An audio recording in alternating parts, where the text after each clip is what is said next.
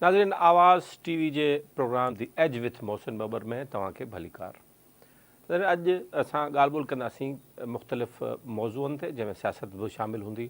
शुरूआति कंदासीं हिकिड़े अहम मौज़ू खां, जेका पाकिस्तान में करप्शन आहे उन ते ॻाल्हि ॿोल कंदासीं। पाकिस्तान में करप्शन जी हर साल हिकिड़ी रिपोर्ट जारी थींदी आहे। करप्शन केतिरी आहे इन जी रिपोर्ट जारी थींदी आहे। हूअं त सभिनी खे ख़बर आहे त हर हंधि करप्शन आहे। सिंध में ख़ासि तौर ते काफ़ी खातनि में करप्शन सिस्टम जी शिकिल इख़्तियार करे वई आहे। उते तव्हां जेकॾहिं पैसा नथा ॾियो त तव्हांजो को बि कमु हुते नथो थिए। मुमकिन न आहे बिना पैसनि जे हुते को कमु थी सघे। त इहो करप्शन आहे। पर ट्रांसपेरेंसी इंटरनेशनल अॼु पंहिंजी हिकिड़ी रिपोर्ट जारी कई आहे, जेका अॼु जारी थी आहे। उन में हर साल इहा रिपोर्ट जारी थींदी आहे, सिंध में ऐं पाकिस्तान जे सूबनि में ऐं सिंध में मुख़्तलिफ़ खातनि में इन रिपोर्ट जा अंग अखर बि जारी कया वेंदा आहिनि। इहो मां तव्हांखे थोरो सम्झाईंदो वञा त ट्रांसपेरेंसी इंटरनेशनल हिकिड़ो इंटरनेशनल इदारो आहे। दुनिया सॼी में करप्शन खे जांचण लाइ इहो ई इदारो आहे जेको कमु कंदो आहे। ऐं करप्शन जे हवाले सां परसेप्शन इंडेक्स ठाहे, परसेप्शन माना माण्हुनि जे तासिर जे मबनी हिकु रिपोर्ट जोड़ी वेंदी आहे, जेका उहा पेश कई वेंदी आहे हर साल। उनमें माण्हुनि जा इंटरव्यूज़ कया वेंदा आहिनि, समय माण्हू हूंदा आहिनि, हुनमें हुननि जा इंटरव्यू कया वेंदा आहिनि ऐं पोइ मुख़्तलिफ़ खातनि ते हिकिड़ी राय क़ाइमु थी वेंदी आहे, क़ाइमु कई वेंदी आहे, जेका घणे भाङे दुरुस्त हूंदी आहे। पॉलिटिकल पार्टीज़ हुकूमतनि जे ख़िलाफ़ु जेके अपोज़िशन में आहिनि त हुकूमतनि ख़िलाफ़ु इन रिपोर्ट खे सहारो ठाहे उन करप्शन खे इंडेक्स खे साम्हूं आणींदा आहिनि। सभु पॉलिटिकल पार्टीज़ ईअं ई कंदियूं आहिनि। सिंध में बि रिपोर्ट या सिंध जे मुख़्तलिफ़ खातनि जे हवाले सां इहा रिपोर्ट जारी थींदी आहे। ऐं इहा रिपोर्ट जेका अॼु जारी थी आहे, उनमें तव्हांखे थोरा मां तफ़सील तव्हांखे ॿुधाईंदो हलां त जीअं तव्हां पाण ते डिस्कशन करे सघूं। रिपोर्ट चए थी त पुलिस जेका आहे उहा करप्शन में पहिरें नंबर ते आहे। बिना कंहिं शक जे इहा ॻाल्हि त बिल्कुलु दुरुस्त आहे। पुलिस में तमामु घणी करप्शन आहे। कॉन्ट्रेक्ट्स ॾियणु, ठीका जेके ॾिना वेंदा आहिनि मुख़्तलिफ़ खातनि में, उहे ॿिए नंबर ते आहिनि। मकानी इदारा 3 नंबर ते करप्ट खाता आहिनि, जंहिंमें करप्शन थिए थी। सिहत ऐं मकानी इदारनि में करप्शन में इज़ाफ़ो थियो आहे, इहो इहा रिपोर्ट ॿुधाई पई। मूं ॿुधायो जीअं परसेप्शन ते बदिल हूंदो आहे, माण्हू पंहिंजी राय ॾींदा आहिनि, उनजे बेस ते ठाहींदा आहिनि। को वञी हुते करप्शन जी जांच कोन कंदा आहिनि, का इंक्वायरी न थींदी, पर इहो हिकिड़ो परसेप्शन ठहंदो आहे। इहो वाहिदी ज़रियो आहे करप्शन खे जांचण जो सॼी दुनिया में। तंहिंजे करे करप्शन जेको ट्रांसपेरेंसी इंटरनेशनल आहे हिनखे, उनखां अलावा अदलिया में, तालीम में ऐं जेको कॉन्ट्रैक्ट अवार्ड करण जो सिलसिलो आहे सिंध में, उन में गुज़िरियल साल जे भेट में घटिताई आई आहे 10%, 15%। ऐं तालीम जेको गुज़िरियल साल मूंखे यादि आहे, मूं रिपोर्ट कयो हो त तालीम सभिनी खां वधीक करप्शन आई हुई गुज़िरियल साल, जंहिं ते तॾहिं जा वज़ीर सरदार शाह साहिबु नाराज़ बि थी पिया हुआ। पर उन में हाणे घटिताई आई आहे 13% हिन रिपोर्ट जे मुताबिक़। आहे ज़रूरु, पर ॿियनि इदारनि जे भेट में, उनमें पोएं साल जे भेट में इनमें घटिताई आहे। उनखां अलावा सिंध में जेको आहे अदलिया में घटि आहे करप्शन। हिन जा जेके नंबर्स मूं वटि मौजूदु आहिनि उहे मां तव्हां ते पेश कयां त ठीका जेके आहिनि उनमें 14% घटिताई आई आहे। ऐं पुलिस में पहिरियों नंबर जीअं मूं तव्हांखे ॿुधायो। उनखां पोइ अदलिया में 7% माण्हुनि चयो आहे। हेल्थ में 12% माण्हुनि चयो आहे त करप्शन आहे। एजुकेशन जेके माण्हू जेके हुआ 13% चयो आहे। रेवेन्यू खातो जेको आहे त सिर्फ़ु 3% माण्हुनि चयो आहे त हिते करप्शन आहे। लोकल गवर्नमेंट में 10% ऐं कस्टम्स एक्साइज़ वग़ैरह में जेको आहे 4% जी आहे। इहो आहे करप्शन जो इंडेक्स जेको हिननि रिपोर्ट अॼु जारी कई आहे। हिकिड़ो ॿियो सुवाल इन में माण्हुनि खां पुछा कयो वियो हो, उहो इहो हो त पाकिस्तान जी तरक़ी में कहिड़ी रुकावट आहे, सभिनी खां वॾी जेका रुकावट आहे उहा कहिड़ी आहे। त हुननि 3 सवाल पुछिया हुआ त करप्शन, महांगाई ऐं मेरिट जी लताड़। हिन 3 शयुनि में माण्हुनि खां पुछियो वियो त कहिड़ी शइ सम्झो था पाकिस्तान रुकावट आहे। सिंध में माण्हुनि 47% ॿुधायो त करप्शन रुकावट आहे ऐं 33% माण्हुनि चयो त महांगाई रुकावट आहे ऐं 20% माण्हुनि चयो त मेरिट जी लताड़ आहे। इहा हिन रिपोर्ट में हिन जो कवर आहे। उनखे अलावा इहो बि पुछियो वियो त छा जेके कानून लागू कंदड़ इदारा आहिनि, जंहिंमें नैब, FIA ऐं पुलिस आहे, छा इहे इदारा सियासी इंतकाम लाइ इस्तेमालु थियनि था। वॾो अहम सुवालु पुछियो वियो। उन में छा माण्हुनि जो तासुरु आहे, उहो चवनि था 72% माण्हुनि चयो हा, इहे इदारा पंहिंजे मुखालफ़नि खे सियासी जेको इंतकाम लाइ इहे इदारा इस्तेमालु थियनि था। त इहो परसेप्शन हिन इदारनि जो आहे। एंटी करप्शन ख़ुदि एस्टेब्लिशमेंट जेको एंटी करप्शन इदारो आहे, इन्हनि 3 जे नाले माण्हुनि चयो आहे, 72% माण्हुनि चयो आहे त बिल्कुलु इनखे सियासी इंतकाम लाइ इस्तेमालु कयो वञे थो। ॿियो हिकिड़ो अहम सुवालु पुछियो वियो त करप्शन खे ख़तमु करण लाइ हुकूमतूं छा करे सघनि थियूं, जंहिंमें 2 ऑप्शन ॾिना विया हुआ माण्हुनि खे। सिंध में, ॿियनि सूबनि में बि साई ॻाल्हि हुई, पर सिंध में बि ऑप्शन ॾिना विया त जेके सियासतदाननि जा असासा आहिनि, ब्यूरोक्रेट्स जा, जजिस जा ऐं कानून लागू कंदड़ इदारनि जे माण्हुनि जा जेके असासा आहिनि उहे हर साल डिक्लेयर कया वञनि ऐं FBI हुननि खे FBI वटि डिक्लेयर कया वञनि। इहो हिकिड़ो सुवालो ॿियो हो त करप्शन जेके केसिस आहिनि उन्हनि खे उन्हनि जा फ़ैसिला 3 ॾींहंनि में थियणु घुरिजनि। इहे 2 ऑप्शन माण्हुनि खे ॾिना विया। सिंध में 54% माण्हुनि चयो त इन्हनि जा असासा जेके आहिनि, इहे मूं जिन जा नाला वरिता, इन्हनि खां FBI में डिक्लेयर कराए वञनि। कुझु कंदा बि आहिनि पर अञा वधीक कराए वञनि, माण्हुनि जो ख़्यालु आहे। 46% माण्हुनि चयो त करप्शन जा केस जल्दी उकलाए वञनि। त नाज़रीन, हीअ हिननि जी रिपोर्ट आहे। उन खां अलावा ॿियूं बि काफ़ी हिन में 16 क़िस्म जा सवाल पुछिया विया हुआ, जंहिंमें हुननि पंहिंजी तफ़सील ॾिनो आहे नए में हिननि इदारनि जे हवाले सां। ॿी हिकिड़ी अहम ॻाल्हि मां तव्हांखे ॿुधायां त इहो ॿुधायो वियो त हर माण्हू पाकिस्तान में ऐं सिंध में ख़ासि तौर ते साॻियो अंग आहे, 11,121 रुपया करप्शन लाइ ॾींदो आहे हर हिकु माण्हू। माना जेकर तव्हांजे घर में 6 भाती आहिनि त हर माण्हू 11,000 रुपया करप्शन एवरेज ॾींदो आहे। को वधीक ॾिए थो, को घटि ॾिए थो। हीअ हुननि जेको आहे इंटरव्यू कयो, जेको हिननि सिंध में माण्हुनि खां इंटरव्यू कयो, हुननि ॿुधायो वियो त सिंध जे माण्हुनि 10,33,000 रुपया ॾिना करप्शन में। जिन खां इंटरव्यू कयो वियो उन्हनि जो असां 10,33,000 मिलाए जुलाए करे करप्शन जे इन्हनि इदारनि खे ॾिनासीं, जंहिंमें पुलिस सभिनी खां पहिरें नंबर ते। त नाज़रीन, हीअ सूरत हाल आहे ट्रांसपेरेंसी इंटरनेशनल जी जेका रिपोर्ट साम्हूं आई आहे। इन में तफ़सील सां ॿुधायो वियो आहे। मसइलो इहो आहे, हीअ रिपोर्ट अचणु का वॾी ॻाल्हि न आहे, हर साल अचे थी, पर मसइलो इहो आहे छा हुकूमतूं हिन ते अमल बि कनि थियूं। छा सरकार जेका मौजूदु हूंदी आहे इन ते अमल करण जे लाइ कुझु कोशिशूं वठंदा आहिनि। छा तालीम खातो, सिहत खातो, पुलिस इन रिपोर्ट खे पढ़ी इन्हनि जा जेके अकाबरीन आहिनि, जेके इन्हनि जा जेके अॻुवान आहिनि, उहे वेही इन ॻाल्हि ते मथो मथे में रखी सोचींदा आहिनि त साईं हाणे असांजे इदारे जे ख़िलाफ़ु एॾो रेपुटेशन ख़राबु थी वई आहे, इनखे घटि करण लाइ असां कुझु कोशिशि कयूं। इहो सुवालु आहे जेके समूरा फ़ैसिला करण वारा आहिनि सिंध सरकार में बि, वफ़ाक़ी सरकार में बि, ॿियनि सूबाई सरकारनि में। इहो वेही केॾीमहिल सोचींदा आहिनि त यार असांजी करप्शन ख़राबु थी वई आहे, असांजे खाते जी बदनामी बि थिए ऐं इन खाते में करप्शन घटि करण लाइ असां छा कयूं। पर मां सम्झां थो इहो केरु बि न सोचींदो। लेकिन इहो थोरो सोचण ई शुरू कनि त कुझु शायदि बहितरी अचे। इहा जेका इंडेक्स मथे वधे थी हर साल, इनखे घटि करण में शायदि मदद मिलंदी। नाज़रीन, वठो हिकिड़ो ब्रेक खां पोइ तव्हांखे IMF तरफ़ां कुझु प्रपोज़ल्स आया आहिनि त सिंध में ज़राअत, सॼे पाकिस्तान में ज़राअत, रिटेल सेक्टर, रेज़गारी जेको दुकान आहिनि ॿिया आहिनि उन्हनि जो, ऐं रियल इस्टेट ते टैक्स बढ़ियो वञे, इन जे हवाले सां IMF जो हिकिड़ो प्रपोज़ल आहे। उन ते जेको ज़राअत वारे पासे ते असां ॻाल्हि ॿोल कंदासीं ब्रेक खां पोइ।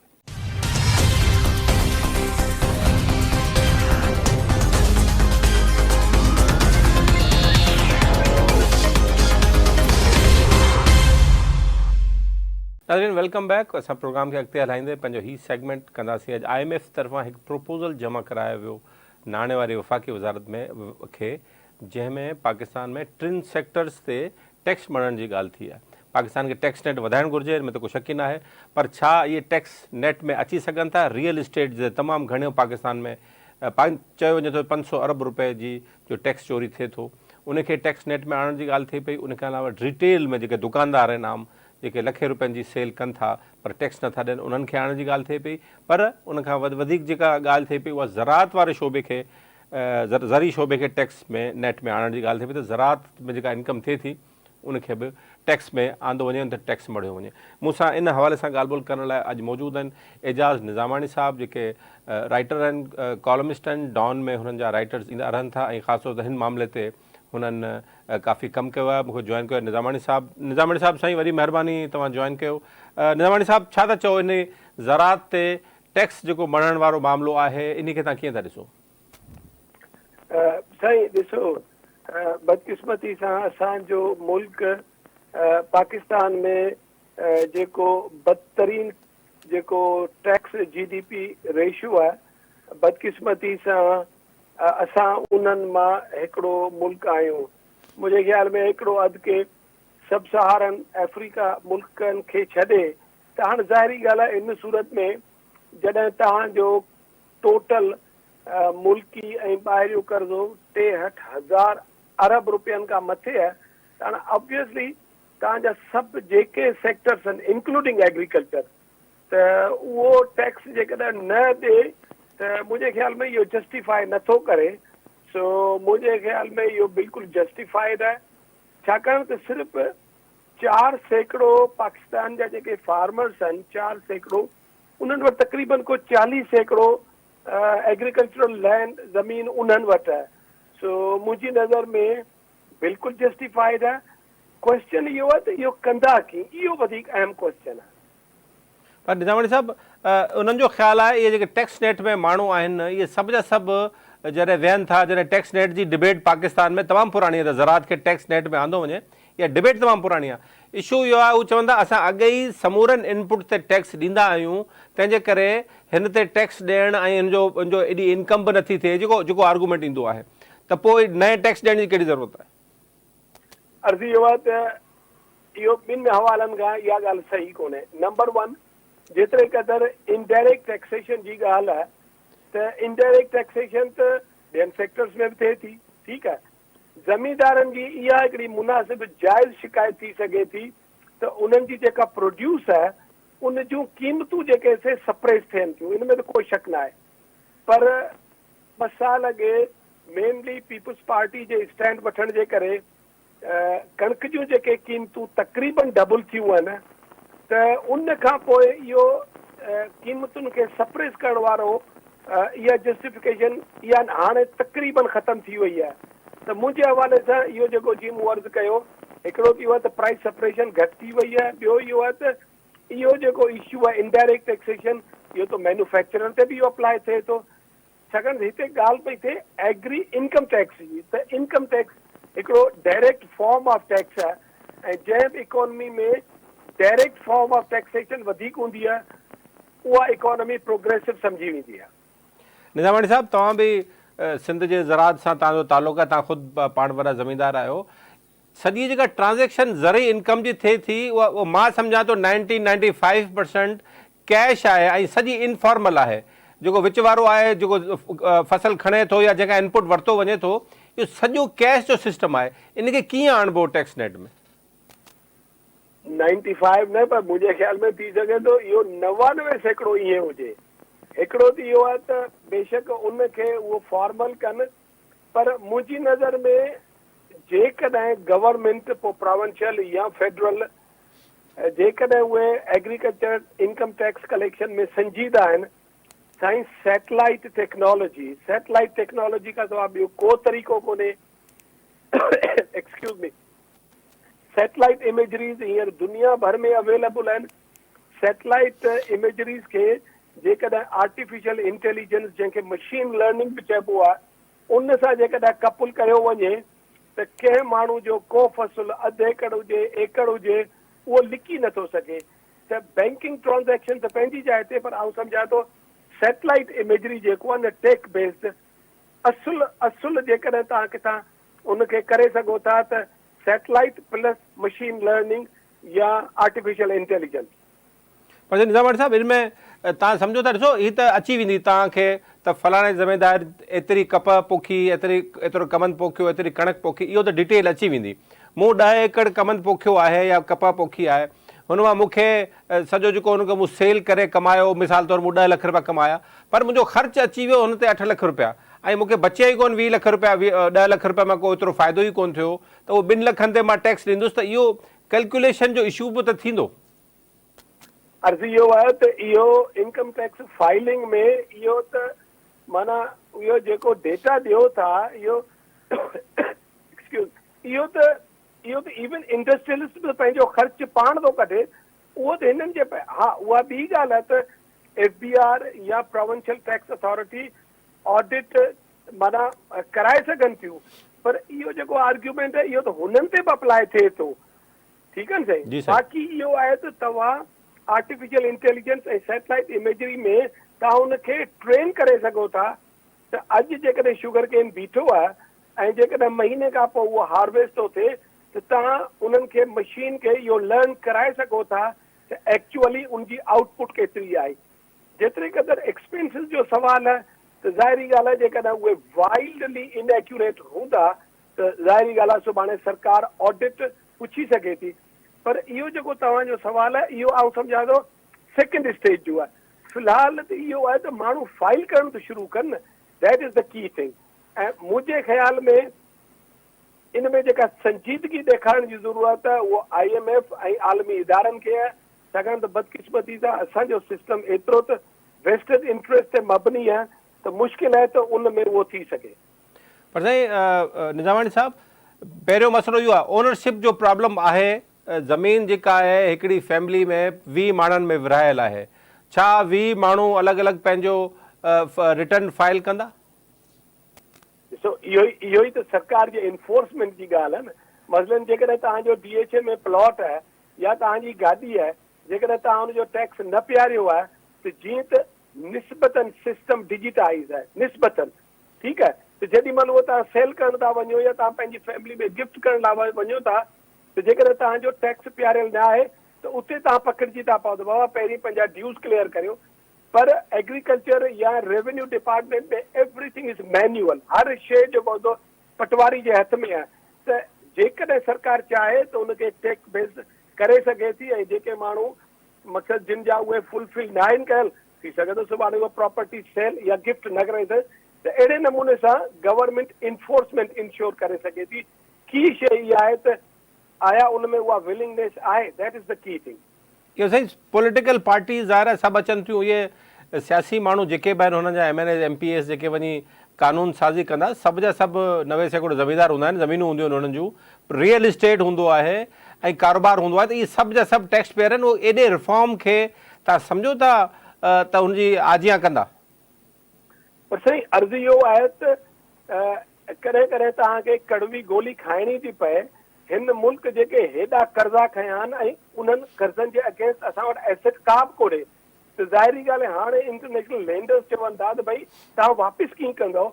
त एक्सक्यूज़ मी, हिननि खे ॻाल्हि इहा पसंदि अचे या न अचे, रेडिकल स्टेप्स न पर बेबी स्टेप्स बि हिननि खे खणणा पवंदा। पर साईं किथां शुरूआत कनि निज़ामाणी साहब, शुरूआत किथे कजे? हीउ त वॾो हिकिड़ो कॉम्प्लिकेटेड इशू आहे, एग्रीकल्चर ते टैक्स ऐं ॿियो जेको ख़ासि तौर ते रियल इस्टेट ते टैक्स आहे। रियल इस्टेट त उहो बि बिल्कुलु 90% जेको आहे कारोबार कैश ते थिए थो, ऐं उन जूं फाइलूं जेको रिकॉर्ड ई कोन्हे, फाइलनि जी ॾे वठि थिए थी, ऐं उहो billions of dollars ji transactions आहिनि। रियल इस्टेट ते त वरी बि सही, रियल इस्टेट ते ॾिसो मिसाल तौरु शहरनि में ईअं रियल इस्टेट जी प्रॉपर्टी सिर्फ़ु इन टैक्सेशन जे करे ई त किरी आहे। रियल इस्टेट में वरी बि सरकार इम्पोजिशन करे पई, कंहिं हद ताईं थी वियो आहे, एटलीस्ट वॾनि शहरनि जे हद ताईं। एग्रीकल्चर जेको आहे न उहो हिकिड़े क़िस्म जो ब्लैक होल आहे, ठीकु आहे न साईं।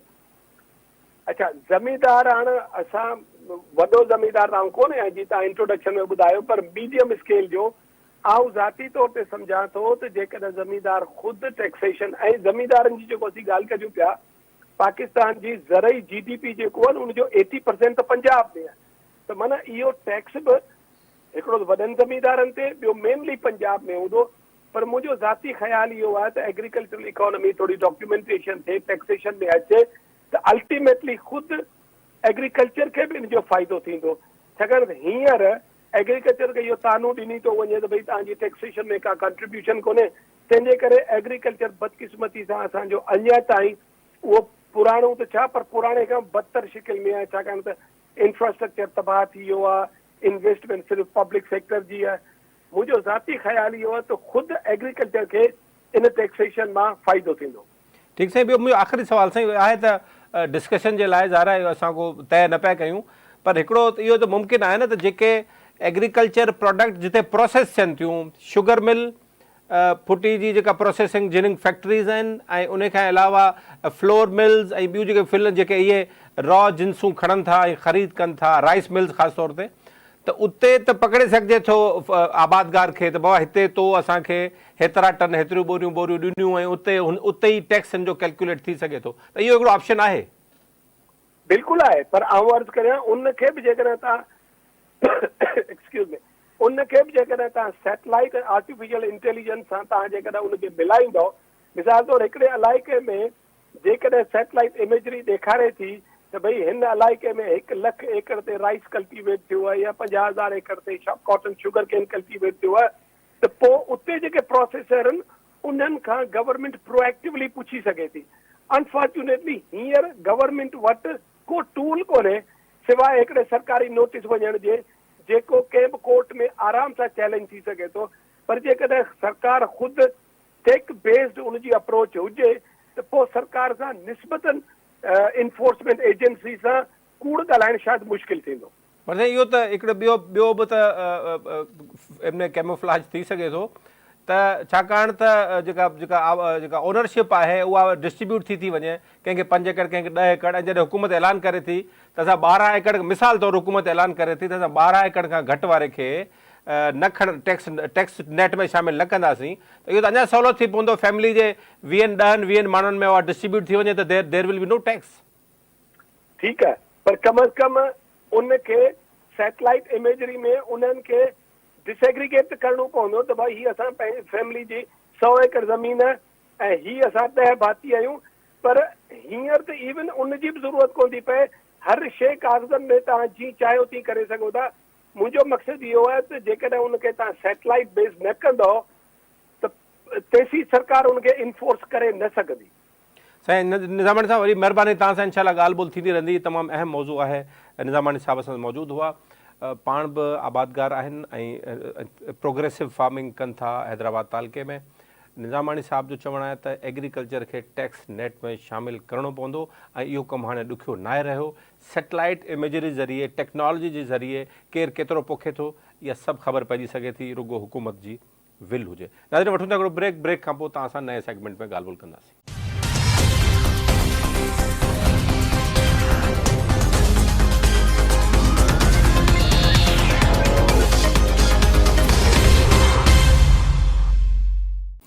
Welcome back. असां पंहिंजे थर्ड सेगमेंट में अॼु ॻाल्हि कंदासीं सियासत जी। ऐं सियासत में पंजाब में सियासत में जेका तेज़ी अचे पई उन ते हल्की हल्की जेका पारो चढ़े पियो उन ते ॻाल्हाईंदासीं। मूंखे जॉइन कयो आहे लाहौर मां इमदाद सूमरो, सीनियर सहाफ़ी, तजज़ियेनगार आहिनि। इमदाद, वॾी महिरबानी तव्हां असांखे जॉइन कयो। इमदाद, सभिनी खां पहिरियों सुवालु इहो त नून लीग पारां चयो पियो वियो त असां 122 सीटूं असां कैलकुलेशन कई आहे, राणा सनाउल्लाह साहब प्रेस कॉन्फ्रेंस कई त 122 सीटूं खणी वठंदासीं पंजाब मां क़ौमी असेंबली जूं। पर ही जेका इस्तेकाम पार्टी ऐं चौधरी शुजात साहब सां जेको हुननि जो इतिहाद थिए पियो या थियणु वञे पियो, जेके ॻाल्हियूं ॿोलियूं थियनि पियूं, त छा हिन मां साबित नथो थिए त नून लीग जी कैलकुलेशन इहा ग़लति आहे या इहो न पियो थिए जीअं उहे सोचनि पिया? मोहसिन साहब, ॿ शयूं आहिनि। हिकु त इहो त मुस्लिम लीग नून जेको आहे उहा उन जेका पंहिंजी इंटरनल सर्वे आहे उहा राणा सनाउल्लाह साहब या मुस्लिम लीग नून जेका पब्लिक में दावा अची कनि पिया उनजे बरक्स आहे। मुस्लिम लीग नून जी पंहिंजी सर्वे मुताबिक़ मुस्लिम लीग नून 80 खां 90 सीटूं छिके जंहिंखे चइजे सफ़ा ज़ोर लॻाए बग़ैर निकिरी वञनि उहा कढी सघे थी 80 खां 90 सीटुनि ताईं। उनजे करे उन्हनि खे कंप्रोमाइज़ करिणो पियो पए नंढियुनि पॉलिटिकल पार्टीज़ सां या नई पॉलिटिकल पार्टी जीअं IPP आहे। हाणे IPP बग़ैर त हुन वटि को ग्राउंड कोन्हे, हुन वटि इलेक्टेबल्स ई आहिनि। पर जेकॾहिं मुस्लिम लीग नून IPP सां ॻाल्हियूं करे IPP हुनजे साम्हूं 35 खां 40 सीटूं रखे थो, हिन 35-40 सीटुनि ते एडजस्टमेंट कयो असां सां, या असांजे साम्हूं कैंडिडेट न आणियो, बाक़ी सॼे पंजाब में असां तव्हांजे साम्हूं कैंडिडेट न आणींदासीं ऐं उन ते नेगोसिएशन थियनि, कमेटी ठही वञे, तव्हां सम्झी सघो था मुस्लिम लीग नून जी रियल पोज़ीशन छा आहे। इवन मुस्लिम लीग क़ाइदे आज़म 4 क़ौमी असेंबली जूं ऐं 8 सूबाई असेंबली सीटूं जेके हुन साम्हूं रखियूं ऐं उन्हनि चयो त असां इन्हनि ते सीट एडजस्टमेंट असां सां कयूं। सो पाण जेकॾहिं मफ़रूज़े ते हलिया वञूं या घटि में घटि ते ॻाल्हि कयूं त जेकॾहिं IPP 15 खां 20 सीटुनि ते मञी वञे क़ौमी असेंबली जी, IPP मुस्लिम लीग नून ऐं पीपुल्स पार्टीअ खां पोइ असां चई सघूं था त मुल्क जी 4 नंबर वॾी जमात, 4 नंबर वॾी जमात हूंदी ऐं 4 नंबर वॾी जमात हूंदी, छाकाणि त मौलाना फज़लुर रहमान शायदि एतिरियूं सीटूं खटे सघनि ऐं ख़ैबर पख्तूनख्वा मां, MQM शायदि एतिरियूं सीटूं खटे सघे कराचीअ मां। सो उनजे करे जेका सूरत हाल आहे मुस्लिम लीग नून जी उहा एॾी आइडियल कोन्हे उन्हनि लाइ, उहो उन्हनि खे अंदाज़ो आहे। उनजे करे चूंडुनि खां अॻु इंगेज पिया कनि, चूंडुनि खां अॻु हिकिड़ी सीट साम्हूं रखी ॾिसनि पिया त कहिड़ी सीट ते उन्हनि खे 100% इम्कान आहे त हू खटे सघनि था ऐं कहिड़ी सीट जेका आहे उहा डावाडोल आहे, जिथे उहे डावाडोल हूंदा उते हू सीट एडजस्टमेंट कंदा। इहो उन्हनि जी हिकिड़ी पॉलिसी आहे। ॿी शइ जेका आहे सभिनी पॉलिटिकल पार्टीज़ खे या जेके नंढा नंढा ग्रुप्स आहिनि, नंढियूं नंढियूं पार्टियूं आहिनि, उन्हनि खे गॾु खणी हलण जो जेको हिकिड़ो पंहिंजो नवाज़ शरीफ़ साहब जी सोच आहे उहा हिकु त सादा अक्सीरियत जेका पहिरीं मूं ॻाल्हि कई, ऐं ॿियो इहो त हू चाहिनि पिया त का अपोज़िशन उन लेवल जी न हुजे जेका पंहिंजो मुस्लिम लीग नून खे को टफ टाइम ॾिए, या नवाज़ शरीफ़ साहब कोई का अहिड़ी ग्राउंड न पिया छॾणु चाहिनि जंहिंमें सुभाणे हुकूमत ठाहिण खां पोइ इहे माण्हू नवाज़ शरीफ़ साहब सां खे जेको आहे उहो परेशान कनि या मुस्लिम लीग नून जी हुकूमत जेका इत्तेहादी हुकूमत ज़ाहिर आहे उहा उन्हनि जे साम्हूं मुतालबा थींदा आहिनि इत्तेहादियुनि जा, त हू अॻु में समूरा मामला जेके आहिनि सेटल करे पोइ अॻिते वधण था चाहिनि। पर इमदाद सम्झो था केतिरो कामयाबी हुनखे मिलंदी? ठीकु आहे, इहा त हुनजी ख़्वाहिश आहे, स्ट्रेटजी थी सघे थी। IPP ऐं चौधरी शुजात तव्हां सम्झो था जेको 4 सीटूं आहिनि PMLQ जूं हुयूं उन ते ई बीहंदा? हू त ॿुधो आहे त 32 सीटूं घुरनि पिया PMLQ। न, PMLQ जेको आहे उहो मीडिया में ख़ैर रिपोर्ट थिए पियो, पर जेका शइ आहे ओरिजिनली 4 सीटूं PMLQ घुरियूं आहिनि क़ौमी जूं, ऐं 8 सीटूं PMLQ जेका आहे उहा सूबाई ते हुननि जो आहे, जेको हुननि जी ओरिजिनल पोज़ीशन आहे। गुजरात आहे, मंडी बहाउद्दीन आहे ऐं बहावलपुर, इन्हनि इलाइक़नि में उन्हनि जो आहे। ॿी इलाइक़ा इन्हनि इलाइक़नि में जेके असां मज़बूत सीटूं आहिनि उन ते मुस्लिम लीग नून असांखे सपोर्ट करे। ऐं IPP जेका आहे उहो जीअं मूं ॿुधायो त उन्हनि वटि इलेक्टेबल्स आहिनि घणा मुस्लिम लीग क़ाइदे आज़म खां वधीक, ऐं IPP ज़ाहिर आहे उन्हनि जो हिकिड़ो जहांगीर तरीन साहिब जो हिकिड़ो रिकॉर्ड बि आहे त हुननि बहितर परफॉर्म कयो 2018 जी चूंडुनि में जॾहिं हू तहरीक इंसाफ़ में हुया, चेयरमैन PTI सां गॾु हुया। सो IPP जेका आहिनि उन सां डील करणु मुस्लिम लीग नून खे वधीक जेको आहे उनजो मसइलो थींदो मुस्लिम लीग नून खे बनिस्बत जेको आहे उहो पंजाब जी हद ताईं मुस्लिम लीग क़ाइदे आज़म खे। इवन मौलाना फज़लुर रहमान जॾहिं ख़ैबर पख्तूनख्वा ऐं बलूचिस्तान जी ॻाल्हि कयूं त मौलाना फज़लुर रहमान साहब जी वॾी डिमांड्स आहिनि, उहे बि कोई सवलो मियां नवाज़ शरीफ़ साहब सां इत्तेहाद में मतिलबु ईअं न आहे त को मियां साहब चयो ऐं वेही रहिया, ईअं न आहे। उन्हनि जी बि तमामु सख़्तु शर्तूं आहिनि, वॾियूं शर्तूं आहिनि। ऐं उहे त 2 सूबा ज़ाहिर आहे KPK बलूचिस्तान हुनजी नज़र आहे त ॿिन्ही सूबनि खे जेको आहे उनमें लीडिंग पॉलिटिकल पार्टी तौर ते मुस्लिम लीग नून तस्लीम करे JUI खे। ज़ाहिर जॾहिं लीडिंग पॉलिटिकल पार्टी तौर तस्लीम कंदी त पोइ ॿिन्ही सूबनि में हुकूमत ॾियणी पवंदी। बलूचिस्तान त ख़ैर डावाडोल हूंदो आहे, ख़ैबर पख्तूनख्वा पको मौलाना साहब मञनि पिया। इहा सूरत हाल मुस्लिम लीग नून में आहे।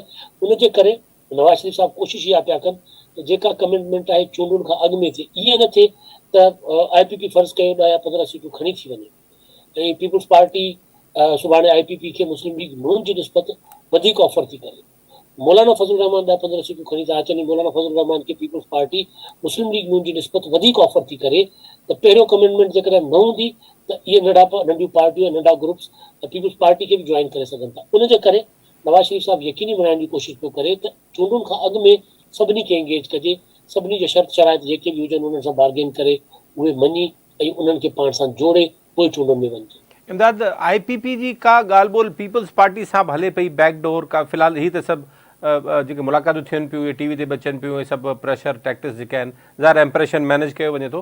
पीपल्स पार्टी जी का ॻाल्हि ॿोल बि IPP सां ऐं PMLQ सां हले पई, छाकाणि त PMLQ में चौधरी शुजात साहब जो ज़रदारी साहब सां जेको वास्तो ऐं तालुक़ु रहियो आहे उहो वधीक बहितरु रहियो आहे। इन्हनि असां गुज़िरियल अरसे में ॾिठोसीं 5-10 सालनि में। बिल्कुलु तालुक़ु ज़ाती तालुक़ु मौलाना फज़लुर रहमान साहब सां बि ज़रदारी साहब जो ॾाढो भलो आहे, बहितरीनु तालुक़ु आहे। पर हीउ मसइलो आहे सियासत जो। हिन मामले ते मुंहिंजी जहांगीर तरीन साहब सां खुली ॻाल्हि थी हुई। हू पिया चवनि त हू इहो पिया ॾिसनि त पंजाब में कंहिंजी हुकूमत ठहंदी। हुननि खे मर्कज़ खां वधीक जेको आहे हुननि जी नज़रूं पंजाब ते आहिनि। 18 तरमीम खां पोइ मर्कज़ वटि कुझु ख़ासि रहियो कोन्हे। उनजे करे जेके नंढियूं पॉलिटिकल पार्टीज़ आहिनि उन्हनि जो इंट्रस्ट इन में आहे त हू अहिड़ी पार्टी सां गॾिजनि जेका पार्टी सूबे में हुकूमत ठाहे। ऐं ज़ाहिर आहे कुझु ॿिया फैक्टर बि आहिनि जेके असां ज़ाहिर ते बयानु नथा करे सघूं, उहे फैक्टर बि आहिनि। उन फैक्टर जे करे बि हिकिड़ी मजबूरी आहे इन्हनि पॉलिटिकल पार्टीज़ जी मुस्लिम लीग नून सां नवाज़ शरीफ़ सां गॾु वञनि। ऐं ॿियो हिकिड़ी जेका शइ साफ़ नज़र पई अचे, पीपुल्स पार्टी हुकूमत ठाहींदी, हुन सां केतिरा ई असांखे अगर मगर लॻाइणा पवंदा। मुस्लिम लीग नून जेका आहे उहो इक़्तिदार में अचे थी, इहो हर माण्हू खे इहो नज़र पियो अचे, इहो हर माण्हू इहो सम्झे पियो त मुस्लिम लीग नून जेका आहे उहा अॻी हुकमरान जमात हूंदी। सो सियासी ग्रुप जेके नंढा नंढा ग्रुप्स आहिनि उहे कोशिशि इहा कंदा त जेका जमात यकीनी जिन खे हुजे या जंहिंजो 70% जंहिंजी पक हुजे उहा हुकूमत ठाहे सघे थी, त उहा प्री इलेक्शन या पोस्ट इलेक्शन ज़ाहिर आहे उन्हनि सां ई अलाइंस कंदा। त पीपुल्स पार्टी सां ज़ाती तालुक़ु आसिफ़ ज़रदारी साहब सां सभिनी जा आहिनि। जहांगीर तरीन त ज़ाहिर यूसुफ रज़ा गिलानी जो ख़ानदान ई हिकिड़ो आहे। जहांगीर तरीन साहब जेको आहे उहे ख़ानदानी तौर ते हुन सां क्लोज़ आहिनि, पर पॉलिटिकली जहांगीर तरीन साहब जेके उहे पंहिंजो सियासी दायरा फ़ाइदो था ॾिसनि, सियासी मफ़ाद था ॾिसनि। ऐं प्लस जेको जहांगीर तरीन साहब जी ज़ाती राय खां हटी जेके इलेक्टेबल जहांगीर तरीन साहब सां आया आहिनि उन्हनि जी मेजॉरिटी बि इन राय जी आहे, ख़्वाहिश जी आहे त मुस्लिम लीग नून सां वञे। ऐं ॾिसो जॾहिं तहरीक एतमाद दौरान जेके माण्हू टुटा हुया पंहिंजो PTI सां, चाहे पंजाब में चाहे मरकज़ में, उन्हनि जी शर्त इहा हुई त मुस्लिम लीग नून जी टिकट खपे असांखे, पोइ असां इमरान ख़ान सां वफ़ादारी तब्दील कंदासीं, या पोइ असां PDM पीपल्स पार्टी जो साथ ॾींदासीं। जीअं मरीम नवाज़ साहिबा चयो त मुस्लिम लीग नून खां टिकट विकिराया। सो उहा डिमांड बि आहे पंजाब सां तालुक़ रखंदड़ इलेक्टेबल्स जी, जेके जहांगीर तरीन साहब सां आहिनि। इमदाद इमदाद तव्हांखे यादि हूंदो, इमदाद तव्हांखे यादि हूंदो हिकु बाई इलेक्शन्स थिया हुआ जंहिंमें हिन जेके PTI सां IPP वारा माण्हू आहिनि इन्हनि खे इलेक्शन विड़ायो वियो हो बाई इलेक्शन में, पर घणे भाङे माण्हू हाराइजी विया हुआ। ऐं ख़ुदि नून लीग में हिन ते तमामु घणी तनक़ीद थी हुई, इंक्लूडिंग जावेद लतीफ़ साहब जेके शेखुपुरा में MNA ईंदा आहिनि, वज़ीर बुआ, उन्हनि बि तनक़ीद TV ते अची कई हुई त असांखे इन्हनि माण्हुनि खे टिकट्स न ॾियणु खपनि ऐं असां पंहिंजे माण्हुनि खे टिकट्स ॾियणु खपनि। तंहिंजे करे इहे माण्हुनि असांजे हारायो आहे। त तव्हां सम्झो था इहो फैक्टर अञा बि कमु कंदो ईअं ई? तमामु घणो इहो फैक्टर कमु कंदो। कमिटमेंट मुस्लिम लीग नून लाज़मी आहे हिननि सभिनी सां पूरी करे। 17 जुलाई जी चूंड जो हवालो पिया ॾियो, जंहिंमें 20 तकनि ते चूंड थी हुई सूबाई असेंबली जी, ऐं हुन मां 15 तक जेके आहिनि उहे PTI खटे आई हुई। सो उल्टो मुस्लिम लीग नून जो हिसाब किताब उल्टो हुयो। इवन असां बि इहो पिया सम्झो त मुस्लिम लीग नून 15 सीटूं खटींदी, पर हुकूमत बि मुस्लिम लीग नून जी हुई, मरकज़ में बि सूबे में बि, पर मुस्लिम लीग नून परफॉर्म न करे सघी। उनजो सबबु इहो हो त जेका लोकल लेवल जी जेका तंज़ीम हुई, पार्टी हुई या लीडरशिप हुई, उन्हनि ॿाहिरां आयल जेके कैंडिडेट्स हुआ PTI खे छॾे त मुस्लिम लीग नून में आया, उन्हनि सां खे उन्हनि सपोर्ट न कई हुई। उहो हिकिड़ो नंढी चूंड जो फिनोमिना हुयो। पर हाणे जेका आम चूंडूं आहिनि हिन में सूरत हाल थोरी डिफरेंट हूंदी।